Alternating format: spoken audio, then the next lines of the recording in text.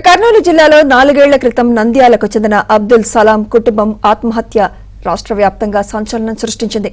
దొంగనే ముద్ర వేసి అబ్దుల్ సలాంను పోలీసులు చిత్రహింసకు గురిచేశారు.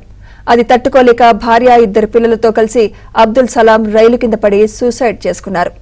బాధిత కుటుంబానికి న్యాయం చేయాలని ప్రజా సంఘాలు అనేక మార్లు ఆందోళన చేశాయి. కానీ జగన్ ప్రభుత్వం బాధితులకు కొంత పరిహారం ఇచ్చి చేతులు దులుపుకుంది.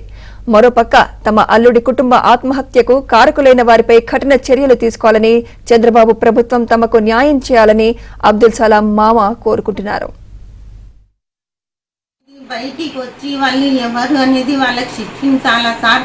అన్యాయంగా నా 4 పిల్లలకు బలి తీసుకున్నారు సార్. సోమశేఖర్ రెడ్డి, గంగాధరు, నిమిషమ్మ, అంగడి వాళ్ళు ఓనర్లు వాళ్ళు సార్. ఇట్లా నా పిల్లలు అందరూ చచ్చిపోయినారు. మీ తరపు నుంచే చచ్చిపోయినారంటే శంషావళి మీ అక్కను బావను ఏం చెప్పలేదు. నేనేం గోడానియలేదు సార్. మేము తాపనం చేసుకుంటాం. తాపనం చేసుకున్నాక సమాధి నుంచి మళ్ళీ మా పిల్లలకు బయటికి తీయాలంటే నేను ఒప్పుకోను సార్ అని మాట్లాడినాను.